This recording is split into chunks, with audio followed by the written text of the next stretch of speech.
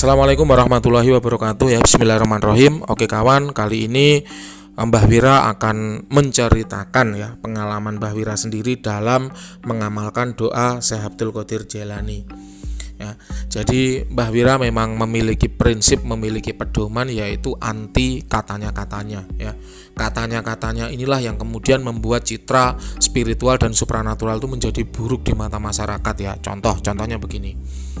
Si A berkata kepada si B ya. Jadi si B ini ngomong, katanya si A, pring petuk itu sarana kerejekian.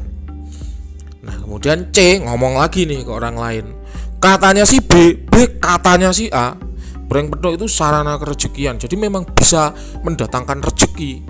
Nah, terus si D ngomong nih, D ngomong, katanya si C, C katanya si B, B katanya si A. Pring petuk itu sarana kerejekian, jadi bisa mendatangkan rezeki, bisa bikin kaya.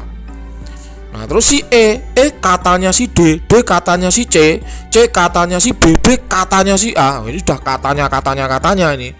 Pring petuk itu sarana kerejekian ya, bisa mendatangkan uang ya, jadi bisa mengeluarkan uang. Nah, terus si F katanya si E katanya. Nah, pring petuk itu harganya miliaran. Nah wes ya, dari situlah akhirnya muncullah ya konten yaitu berburu pring petuk dengan harga miliaran ya. Ada yang katanya lagi ya, katanya penjualnya itu sampai 5 miliar.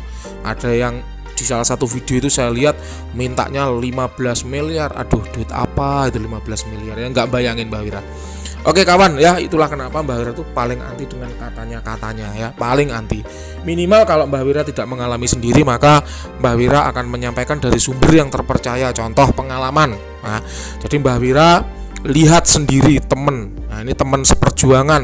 Nah, teman seperjuangan ini mengamalkan ini sehingga hidupnya itu seperti ini. Nah, Mbah Wira lihat sendiri, jadi mengalami atau melihat pengalaman. Nah, itu baru Mbah Wira berani cerita. Atau kalau enggak itu dari sumber-sumber yang terpercaya seperti kitab ya. Nah, itu baru Mbah Wira itu berani menyampaikan. Kalau tidak, kalau cuma sekedar katanya itu enggak. Ya, jadi enggak akan Mbah Wira sampaikan. Kenapa? Karena yang namanya titip omongan itu pasti bertambah. Ya, kayak gitu, guys. Oke kawan, langsung saja kali ini Mbah Wira akan menyampaikan pengalaman saat mengamalkan doa Syekh Abdul Qadir Jailani ya. Semoga dengan pengalaman ini teman-teman jadi terinspirasi ya, dan kemudian mau mengamalkan doa ini juga ya. Doa ini bukanlah doa rahasia yang ada di kitab kuno, di perpustakaan tersembunyi di Istanbul misalnya, bukan ya. Ini di Google banyak ya. Kalau Anda tanya ke kiai-kiai terdekat pun banyak kiai-kiai yang memiliki amalan ini ya. Anda tinggal datang kemudian minta ijazahnya, beres ya. Jadi memang doa ini bukanlah doa yang istimewa, yang tersembunyi begitu, enggak. Tapi efeknya atau melalui doa ini ya, wasilah doa ini itu tuahnya itu luar biasa ya, luar biasa. Salah satu teman yang hidupnya itu terberkati ya dengan doa ini, itu setiap punya keinginan itu ya banyak terkabulnya. Contoh ketika itu dia tidak punya flash disk ya, teman kuliah. Kala itu dia tidak punya flash disk, kemudian dia pengen beli flash disk, nggak punya uang karena dia anak yatim. Nah kemudian salah satu teman yang lain baru beli flash disk tapi nggak suka modelnya, mau ditukar itu kok beli nggak bisa ditukar karena elektronik ya. Akhirnya dia jual ke teman saya ini yang pengen flash disk tadi, tapi uangnya boleh dicicil atau tidak cash. Nah kayak gitu, pengen flash disk tiba-tiba ada yang jual. Kemudian dia berangkat kuliah, tidak ada kendaraan lah intinya. Terus kemudian tidak punya duit juga untuk naik angkot ya, angkutan umum karena jauh rumahnya dari luar kota. Tiba-tiba tetangga bener-bener tetangga, mungkin jarak rumahnya itu nggak sampai 50 meter, itu kuliah di kelas yang sama ya. Anaknya orang berada, punya kendaraan, tapi karena cewek akhirnya orang tuanya tidak, kalau orang Jawa bilang itu ndak tega gitu loh ya, ndak tega. Akhirnya teman saya ini suruh nyetir gitu ya, tiap hari berangkat pulang bareng sama tetangganya ini tadi, kayak gitu. Bener-bener banyak keajaiban yang terjadi. Saya sendiri ya, Mbah Wira sendiri mengalami ya saat mengamalkan doa ini dulu ya. Sekolah itu jadi mudah ya, pelajaran-pelajaran yang sulit itu jadi mudah. Ujian itu loh, ujian saya masih inget banget ya, waktu itu ujian praktek, ujian USEK itu loh, ujian sekolah yang ujian akhir ya. Kan yang ujian akhir itu bahasa Indonesia, bahasa Inggris, sama IPA ya, karena kalau itu kan Mbah Wira MIPA ya, SMA-nya IPA, jurusan IPA. Itu kan ada ujian sekolah waktu itu praktek fisika, dan yang fisika itu Mbah Wira paling nggak bisa. Kala itu paling lemah sekali di pelajaran fisika. Kalau kimia masih paham, matematika masih paham ya, biologi masih paham ya, malah lebih paham ya. Kalau fisika itu benar-benar nggak paham karena banyak rumus yang harus dihafal. Akibatnya apa? Ternyata ketika itu Mbak Wira datang pagi ya, tiba-tiba guru itu minta tolong. Mas, minta tolong ini saya dibantu menata di meja. Nah, sambil menata itu saya sambil tanya-tanya, Pak, ini gimana tuh Pak cara ngitungnya? Oh, itu nanti begini-begini, cerita.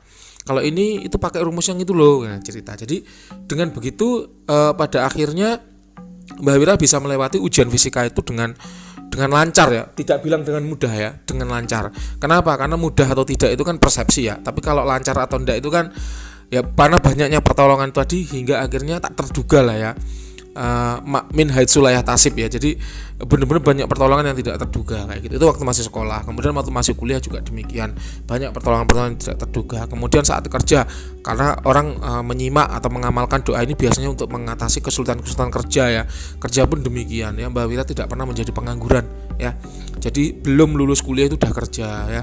Kemudian mau sudah yudisium tapi mau wisuda kan masih nunggu ada rentang waktu, itu juga bekerja. Alhamdulillah selalu pekerjaan-pekerjaan itu mudah gitu loh, walaupun itu bukan bidang saya, itu selalu saya lalui dengan mudah ya, lancar kayak gitu guys. Jadi ada saja pertolongan. Pernah juga suatu ketika Mbak Wira terdampar ya, bekerja di tempat yang jauh di Kalimantan Tengah ya. Itu kala itu tidak ada akses ya, benar-benar tidak ada kenalan, tidak ada saudara, tidak ada akses. Mbak Wira mau pulang itu kesulitan. Tiba-tiba Mbak Wira itu nyekrol kontak HP, kemudian menemukan teman seperjuangan, kemudian saya telepon. Ketika saya telepon saya cerita, ternyata dia punya pengalaman yang sama. Nah, akhirnya dari situ akhirnya saya bisa pulang dengan mudah kayak gitu guys. Jadi banyak banget pertolongan. Suatu ketika juga pernah Mbah Wira itu beli rumah ya. Kala itu belum menjadi praktisi ya, cuman udah sering tirakat. Mbah Wira beli rumah, ternyata tertipu. Tertipunya apa? Kala itu tanah yang dijual ternyata masih tanah bermasalah atau tanah sengketa. Mbak Wira nggak tahu kala itu karena masih muda sekali, masih usia 24 tahun. Kala itu masih usia 24 tahun beli rumah pertama dan itu ketipu. Dan ternyata dari proses tertipu itu karena terus berdoa ya, kita minta pada Tuhan, minta pada Allah Subhanahu wa taala, ya ternyata alhamdulillah ada aja jalan keluar, ada aja tiba-tiba bonus, ada aja naik pangkat, sehingga akhirnya menyelamatkan gitu loh.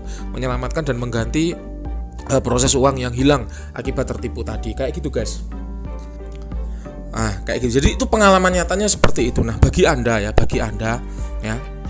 di sini saya bacakan ya isi kitabnya ya. Barang siapa membaca doa ini sesudah sholat,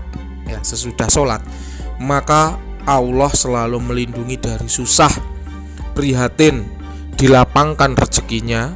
Kemudian jika ada orang yang hendak berbuat jahat kepadanya, insya Allah tidak akan berhasil. Kemudian dijauhkan dari musuh, sihir, tenung, dan segala perkara yang samar-samar. Jadi memang wasilah dari doa ini istimewa ya, khususan hajat dunia ya. Jadi melindungi dari susah ya, dilapangkan rezekinya, kemudian tolak balak, jika ada orang yang berbuat jahat tidak akan berhasil. Kala itu pernah kok Mbah Wira itu semester 3 ya disantet orang, benar-benar disantet. Karena Mbah Wira melihat santet yang masuk. Begitu santet masuk itu langsung keluar keringat dingin ya. Terus Mbah Wira tuh ingat tiba-tiba beberapa hari yang lalu tuh ada temen yang cerita dia pernah dipelet sama orang lain karena dia cewek cantik, dipelet sama orang lain. Kemudian saya hubungi. Ketika saya hubungi, dihubungkan lagi dengan pacarnya karena yang mengobati pacarnya sendiri. Begitu saya hubungi, pacarnya sangat welcome. Ya sudah, nanti saya bantu mas, saya dari jarak jauh saya bersihkan dan sebagainya. Jadi kayak gitu guys. Jadi pertolongan itu selalu aja ada. Dan kemudian dia cerita bahwa santet ini memang pernah masuk ke dalam tubuh Mbah Wira, tapi langsung terpantulkan atau terpatahkan atau tertangkis, sehingga hanya menyisakan semacam residu atau jejak negatif saja di badan. Sedangkan santetnya itu tidak masuk, karena santetnya itu yang dikirim itu berupa logam. Jadi sangat mengerikan sekali. Ya alhamdulillah memang benar ya. Jadi jika ada orang yang berbuat jahat kepadanya, insya Allah tidak akan berhasil. Jadi atas kehendak Allah ya, atas izin Allah itu tidak akan berhasil. Jadi Ya itulah pengalaman ya. Ya namanya disantet tuh kalau orang awam tuh kan ngeri sekali ya. Disantet kita nggak tahu, tiba-tiba badan sakit, tiba-tiba ada benda aneh di dalam tubuh. Nah kayak gitu tuh ngeri. Dan banyak pemilik usaha itu yang mengalami hal semacam itu. Mbak Wira sendiri pernah mengalami di tahun 2014 ya. Kala itu Mbak Wira punya usaha kuliner itu ya gitu, dikirimi guna-guna sama orang sehingga akhirnya usaha Mbak Wira itu bangkrut. Jadi pernah waktu itu saya belum menjadi praktisi, usaha saya itu bangkrut ya. Benar-benar habis-habisan, nggak punya modal, menyisakan hutang di bank ya.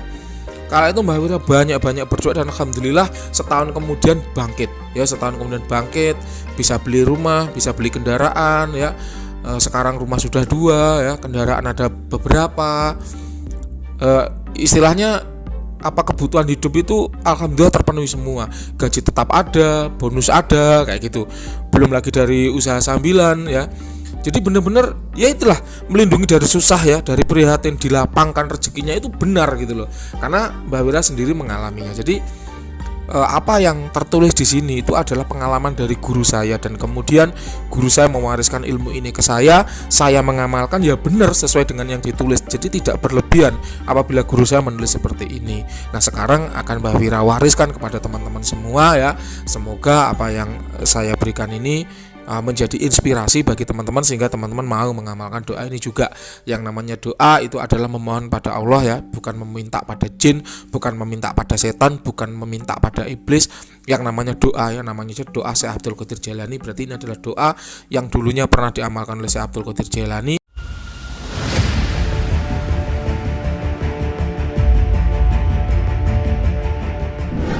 Dan semoga dengan atau melalui wasilah doa ini, perantara doa ini, kehidupan Anda yang sekarang sedang susah, sedang bangkrut ya, usahanya, uangnya dibawa lari orang ya, punya hutang yang banyak ya, kesulitan rezeki, misalnya pengangguran atau bekerja tapi gajinya masih kecil, semoga semuanya dilapangkan. Semoga ya, kita berdoa bersama-sama semoga semuanya dilapangkan. Yang punya hutang cepat lunas, yang uangnya dibawa lari orang semoga orangnya mau kembali, atau kalau itu diganti dengan yang lebih baik. Kalau Anda ditipu oleh orang semoga diganti dengan yang lebih baik ya. Kalau Anda habis kena musibah, rumahnya kebakaran misalnya, nyimpan uang di bank-banknya bangkrut, atau punya kendaraannya dicuri orang, semoga ya itu segera mendapatkan ganti yang lebih baik. Dan apabila Anda sedang sakit ya, entah kena medis ataupun non medis, semoga segera ketemu obatnya kayak gitu guys. Jadi kita banyak berharap ya, melalui wasilah doa ini banyak berharap pada Allah, semoga Allah angkat segala macam kesulitan hajat duniawi kita ya, semacam itu. Oke, lalu bagaimana bunyi doanya ya? Siapa tahu berbeda dengan saya bacakan ini ya. Semoga dengan saya bacakan ini Anda jadi lebih memahami isinya ya, sehingga ketika berdoa itu lebih khusyuk, lebih menghayati, lebih merangsuk dalam hati sanubari, sehingga saat berdoa itu benar-benar meminta ya Allah sesuai dengan apa isi dari doa Syekh Abdul Qadir Jailani ini. Seperti itu kawan. Inilah bunyi dari doa Syekh Abdul Qadir Jailani ya. Bismillahirrahmanirrahim. Jadi selalu diawali dengan bismillah ya, dengan menyebut nama Allah yang Maha Pengasih lagi Maha Penyayang ya. Bismillahirrahmanirrahim. Rabbi ini maghlubun fantasir ya, yang maknanya ya Tuhan ya, Rabbi ya Tuhan, Rabbi ini maghlubun fantasir, Tuhan sungguh aku sudah kalah ya. Jadi di doa ini kita itu mengakui kekalahan kita ya, bahwa manusia itu adalah makhluk yang lemah, manusia itu makhluk yang hina, manusia itu makhluk yang tidak berdaya ya. Jadi ya Tuhan, aku ini sudah kalah ya. Jadi kalah oleh tubuh ya dan nafsu, sehingga tidak mampu terus-menerus berzikir dan mendekat kepadamu. Jadi tidak perlu kita memakai pakaian sombong di hadapan Allah ya. Kenapa? Karena Allah itu adalah maha segala-galanya. Kalau kita sombong di hadapan Allah itu apa yang mau kita sombongkan kayak gitu. Sombong adalah pakaian Allah, dan manusia itu sebagai makhluk di dunia jangan mencoba ya, jangan coba-coba memakai pakaian kebesarannya Allah. Jadi kalau kita manusia ya sudah, sadarilah kita itu manusia, karena kita itu hidup di tanah, di bumi, jangan coba-coba menjadi langit kayak gitu. Jadi marilah kita sadari bahwa manusia ini adalah makhluk yang lemah ya, tiada daya dan upaya selain karena pertolongan Allah gitu loh. Jadi Tuhan, aku ini sudah kalah ya, manusia itu makhluk yang lemah, aku ini lemah ya Allah, aku ini hina, aku ini banyak kekurangan dan banyak lupa ya. Jadi kalah oleh tubuh dan nafsuku sehingga tidak mampu untuk terus-menerus berzikir dan mendekat kepadamu. Robi ini maghlubun fantasir, wajibul khalbir munkatsir, wajib mak samlil mundatsir. Maka berilah pertolongan. Maka berilah pertolongan. Jadi kita meminta pertolongan itu hanya pada Allah, jangan pada yang lain. Ya, adapun apabila Anda ya seperti Mbak Wira ini, saya punya khodam ya, itu semua adalah ibaratnya teman, ya teman bekerja.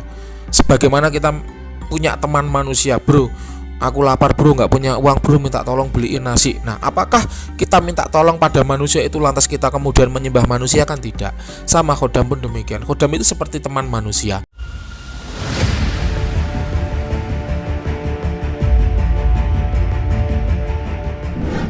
Jadi dia itu hanya membantu kita sifatnya. Adapun ya hakikat sejatinya pertolongan itu pada Tuhan, pada Allah Subhanahu wa taala. Seperti kita pergi ke dokter, Pak dokter tolongin saya, Pak dokter, saya sakit batuk, obatnya apa? Nah, kesembuhan itu hakikatnya dari Allah, tapi perantaranya melalui dokter dan obat, kayak gitu guys.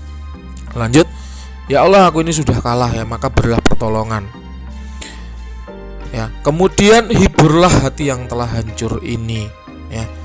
Hiburlah hati yang telah hancur ini. Kenapa? Karena itu dihancur oleh masalah duniawi, hancur oleh ditipu orang, hancur karena bangkrut dan lain sebagainya. Oke, lanjut. Innaka anta rahmanul muhtadir. Ya, itu maka padukanlah kemuliaan dan kesempurnaan yang telah terselubung. Ini gini guys, artinya gini, maka padukanlah kemuliaan dan kesempurnaan yang telah terselubung. Jadi gini, segala kemuliaan, kesempurnaan, kebaikan, kekayaan ya, kebenaran itu semua hakikatnya adalah milik Allah. Dan apabila manusia memiliki sifat-sifat itu tadi, ada manusia yang mulia, ada manusia yang terhormat ya. Misalnya kalau yang di surat itu yang terhormat. Nah, sebenarnya kehormatan itu milik Allah. Dan apabila Allah memberikan sedikit sifat itu ke manusia melalui ruh ya, maka manusia juga akan memiliki keistimewaan itu tadi. Contoh Tuhan itu maha benar. Dan apabila Tuhan atau Allah itu memberikan sifatnya sedikit saja ke manusia melalui ruh, maka manusia itu akan bersifat menjunjung tinggi kebenaran, sehingga dalam tindak tanduknya dia akan selalu jujur, kayak gitu. Manusia itu maha suci. Maka ketika dia memberikan sedikit sifatnya ke manusia melalui ruh, maka manusia itu akan senantiasa bersuci, mensucikan diri baik dari kotoran noda maupun dosa. Kayak gitu guys. Apabila Tuhan itu maha kaya, Allah itu maha kaya, maka ketika Allah memberikan secuil sifatnya itu kepada manusia melalui ruh, maka manusia itu akan mengalami kekayaan itu tadi. Kayak gitu. Jadi apa yang ada di manusia itu semua ada hakikatnya milik Allah. Dan ketika Allah mengambilnya kembali, orang yang jujur bisa berbohong, orang yang mulia bisa hina, orang yang kaya bisa miskin. Berarti itu kan sifatnya telah diambil, ya, kesempurnaan yang telah terselubung. Maka dengan doa ini kita minta agar selubung itu dihilangkan, agar hijab itu dihilangkan, sehingga kita bisa menikmati sedikit sifat yang dimiliki itu tadi. Kayak gitu guys, ya. Sungguh Engkau maha pengasih ya, lagi maha menentukan. Ingat ya, tuh manusia itu hanya bisa berusaha, manusia itu hanya bisa berdoa. Sebagaimana khodam juga begitu, membantu manusia, berusaha sebagaimana manusia, dan kembali semua yang menentukan adalah Allah Subhanahu wa taala. Ya kayak gitu guys. Oke, saya ulangi ya. Robi ini maghlubun fantasir, wajibur khalbil munkatsir, wajib maksamlil mundasir, innaka antar rahmanul muhtadir. Sampai ini ya tadi. Lanjut. Wa'fini ya kafi fa'anal abdur muhtadir. Ini kurang lebih maknanya adalah cukupkanlah bagiku atau cukupilah segala kebutuhanku. Jadi Allah yang maha kaya, ya Allah yang maha kaya, Allah yang maha memberi. Dan ketika kita berdoa, kita meminta, maka kita meminta kepada Allah ya. Jangan minta pada setan, demon, iblis dan lain sebagainya. Jangan ya. Itu semua hanya perantara, hanya rekan kerja ya. Jadi jangan dianggap sebagai sesembahan. Kayak gitu guys. Kemudian, dan aku adalah hamba yang sangat membutuhkan uluranmu. Jadi kita menghibah di sini. Aku adalah hamba yang sangat membutuhkan uluranmu ya Allah, kayak gitu. Ya, jadi jangan membutuhkan uluran bantuan dari manusia. Manusia itu perantara. Tetap hakikatnya kita berdoa pada Allah. Ya, dan itu harus kita resapi, harus kita hayati. Jangan kok mulutnya ya Allah, hamba ini hina, hamba ini kalah, hamba membutuhkan bantuanmu. Itu di mulut, tapi di otak tetap sombong.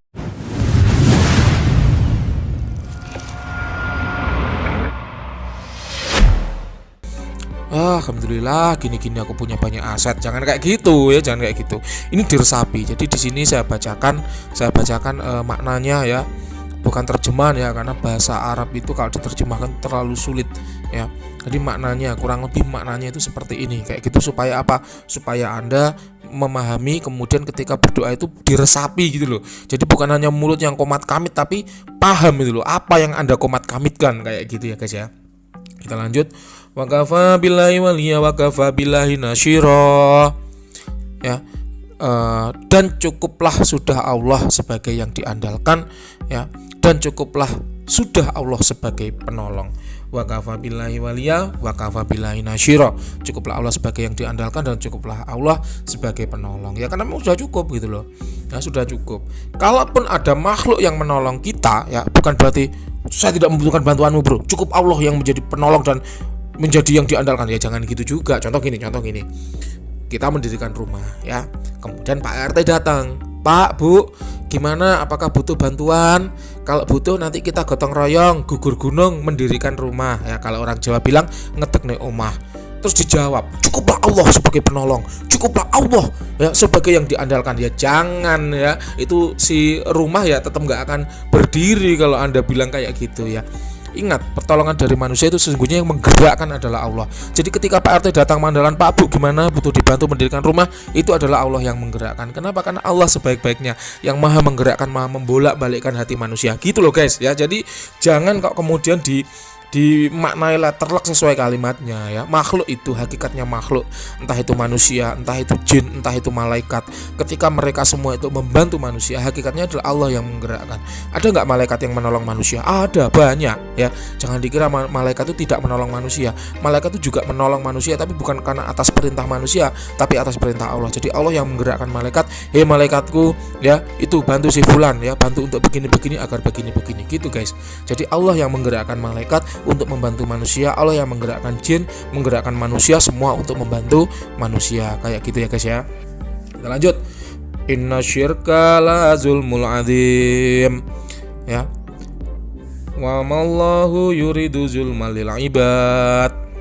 Ya, sungguh menduakan Allah adalah kejahatan yang besar, dan tiadalah menginginkan kejahatan dan kegelapan bagi hamba-hamba. Jadi sungguh menduakan Allah itu adalah kejahatan yang besar. Ini jelas ya ini ya, udah nggak perlu dipertanyakan karena ini di pengajian-pengajian juga sering dibahas ya. Contohnya begini guys, menduakan Allah itu yang besar itu kayak gini, menyembah patung ya, menyembah patung, nah, itu jelas menduakan Allah ya.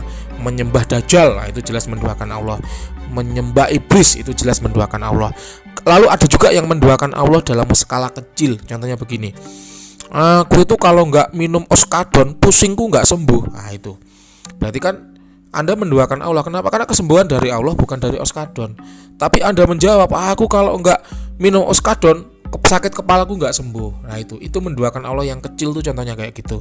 Kemudian lagi, bro, bantuin ya bro, aku mau dipecat sama bosku bro, kalau kamu yang nggak bantuin aku nggak tahu nasibku bagaimana lagi. Nah itu juga menduakan Allah, masuk kategori menduakan. Kenapa? Karena dia menganggap solusi dari masalahnya itu hanya temannya tadi. Kalau nggak kamu bantuin aku nggak tahu harus bagaimana lagi. Nah contohnya kayak gitu. Jadi itu termasuk menduakan. Contoh lagi, aku kalau nggak kerja terus mau makan apa? Nah, kayak gitu. Aku kalau nggak kerja terus mau makan apa? Itu juga termasuk menduakan Allah.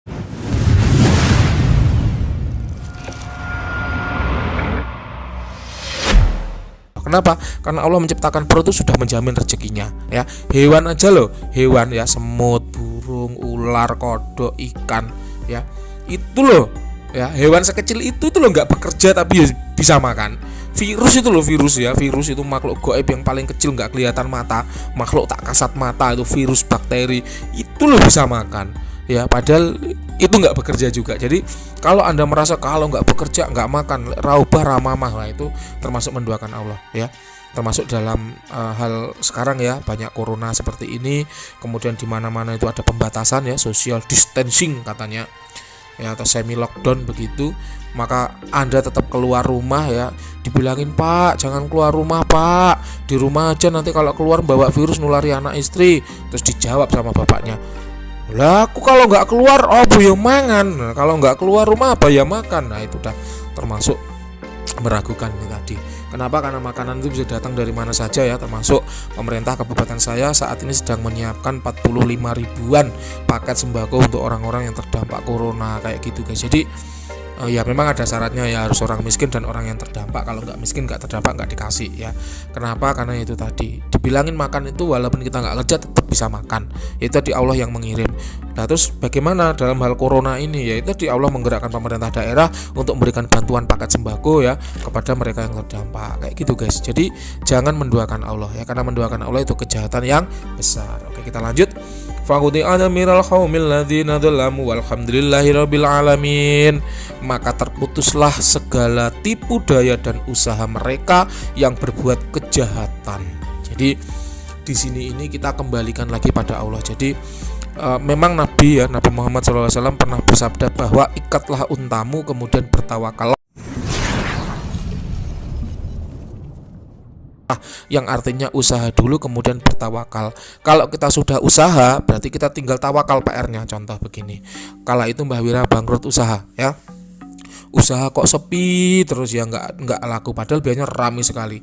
Biasanya Mbah Wira jualan tuh 3:30 mulai buka ya, kemudian istirahat sholat maghrib, habis maghrib buka lagi, itu jam 8 jam 9 udah habis ya, udah habis menu yang, karena kala itu saya berjualan kuliner waktu itu loh ya, sampai jam 9 malam itu nggak ada yang beli, sampai jam 9 malam nggak ada yang beli, padahal buka seperti biasa, resep tidak diubah, quality controlnya tetap, kok nggak ada yang beli. Ya sudah, saya promo kala itu, yaitu apa, membagikan makanan ke tetangga-tetangga sekitar ya.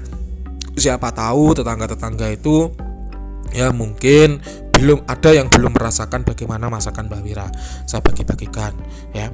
Rame lagi beberapa hari kemudian sepi ya, sepi.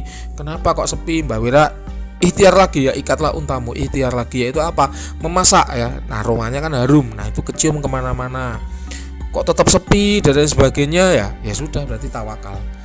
Kukut memang saat itu bangkrut ya, jadi ada orang yang mengirim secara dark magic begitu supaya usaha Mbah Wira itu buka tapi kelihatan tutup, seolah-olah kelihatan tutup. Kala itu saya belum menjadi praktisi ya, jadi kalau kena masalah goib itu bingung ya gimana ngatasinya kayak gitu guys. Nah Mbah Wira tahu itu setelah Mbah Wira bagi-bagikan makanan ke tetangga saat mau tutup itu, tetangga ada yang bilang, "Lo tadi saya habis maghrib itu lo kesana mau beli tapi tutup," bilang gitu. Padahal saya buka benar-benar buka, lampu saya nyalain yang terang, kemudian murotal tuh saya setel yang keras, jadi orang itu mendengar tetap katanya tutup ya. Ya itulah ya, maka berarti ya sudah tinggal tawakalnya saja. Maka terputuslah segala tipu daya dan usaha mereka yang berbuat kejahatan. Kalau kita udah berusaha semaksimal mungkin ya, misalnya duit kita 2 orang, kita udah tagih sekali 2 kali nggak dikasih, kita tagih sekali 2 kali nggak dibayar, ya sudah ya, kita hanya berdoa, ya Allah semoga terputuslah segala tipu daya dan usaha mereka yang berbuat kejahatan kayak gitu guys. Semoga Allah yang memutus kejahatan tadi. Apabila ada orang jahat ke kita udah ingatkan 1 kali jangan berbuat jahat, 2 kali jangan berbuat jahat, 3 kali jangan berbuat jahat, malah kita yang dimaki-maki. Ya sudah, semoga Allah yang menghentikan perbuatan jahat mereka. Entah bagaimana caranya, terserah Allah kayak gitu. Kenapa? Karena Allah itu selalu menghadirkan solusi dengan cara-cara yang cantik kayak gitu guys. Oke, itu tadi kurang lebih ya makna dari masing-masing kalimat. Akan saya bacakan lagi secara utuh ya. Bismillahirrahmanirrahim. Rabbi ini maglubun fantasir, wajibul harbil mundatsir, wajib ma'zamlil mundatsir, innaka anta rahmanul muhtadir, wangfini ya gafib, wa ana abdul muftakir, wa kafa billahi waliya wa kafa billahi nasyira, inna syirka la zulmul adim. Wa mallahu yuridu zulmalil ibad faqudi ada bil qaumil ladzina dzalamu alhamdulillahirabbil alamin. Kurang lebih seperti itu. Mohon maaf apabila tartil dan tajwidnya tidak fasih ya, karena Mbah Wira ini juga bukan ustadz, bukan kiai ya, bukan gus. Mbah Wira ini hanya manusia recehan biasa saja yang masih punya banyak kelemahan dan kekurangan. Apabila Anda ingin mengamalkan doa ini silahkan. Kalau Anda mau minta ijazahan silahkan ya, ke saya boleh, ke kiai terdekat boleh ya. Kalau Anda, saran saya lebih baik minta ke kiai terdekat. Kenapa? Karena kiai-kiai banyak kok yang punya pegangan ini. Silahkan minta ya, Kiai, Gus, ya Pak Ustadz, saya minta ijazahan doa Sayyidul Qadir Jalil, pasti nanti diijazahi kayak gitu guys. Kalau Anda ingin mengamalkan doa ini, kemudian izinnya ke saya ya, minta ijazahnya ke saya, silahkan ya, boleh ya. Syaratnya hanya 2 aja. Ini bukan syarat doanya tapi syarat dari saya.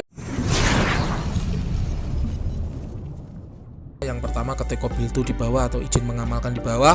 Kemudian syarat yang kedua yaitu di-share ya, supaya lebih banyak teman-teman lain yang sedang bangkrut usahanya, yang sedang kesulitan kesusahan ya tahu informasi tentang ini kayak gitu ya. Jadi dua aja saran saya. Yang pertama ketik Qabiltu atau izin mengamalkan di kolom komentar, dan yang kedua tolong di-share ya. Kayak gitu guys. Sedangkan bagi Anda yang kok merasa Allah ini apa sih postingan sampah, ya sudah, nggak usah didengarkan, di skip aja ya, skip aja. Silakan Anda dengarkan konten-konten lain yang menurut Anda lebih bagus dan lebih bermanfaat. Oke kawan, kali ini sekiranya itu dulu yang dapat Mbah Wira bagikan ya. Lain kali akan Mbah Wira sambung ya dengan konten-konten yang tidak kalah menarik.